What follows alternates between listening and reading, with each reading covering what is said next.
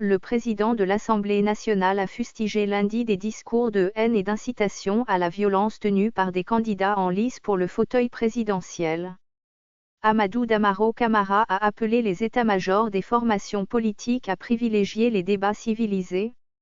À l'ouverture de la session parlementaire, le patron du Parlement guinéen a déclaré que les élus du peuple ne peuvent pas rester indifférents face à la situation sociopolitique.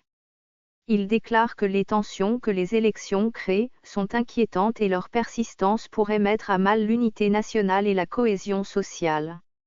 Damaro Camara précise que dans une démocratie, les acteurs politiques ont le droit d'avoir différentes façons d'apprécier ce qu'est l'intérêt général, mais dans un débat d'idées et de manière civilisée.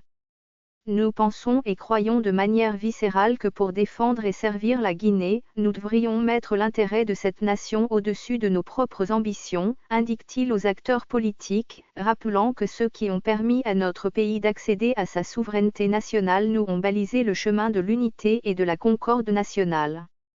Il serait malvenu et indigne pour notre génération de se laisser aller à des discours va-t-en-guerre qui consisteraient à briser les bons liens de voisinage qui ont toujours existé entre nos communautés, a-t-il fait savoir, accusant une nouvelle génération d'hommes politiques de tenter de briser les liens conviviaux multiséculaires qui ont toujours sous-tendu les interactions entre les différentes communautés de la République.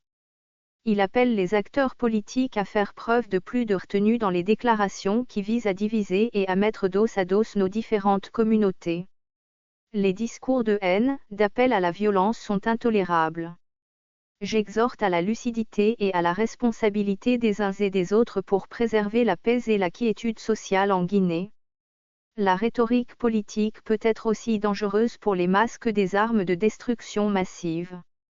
Le président de l'Assemblée nationale exhorte le peuple de Guinée à rester sourd à l'irrédentisme ethnique, à la division, au régionalisme et autres appartenances claniques, car la Guinée doit rester une et indivisible.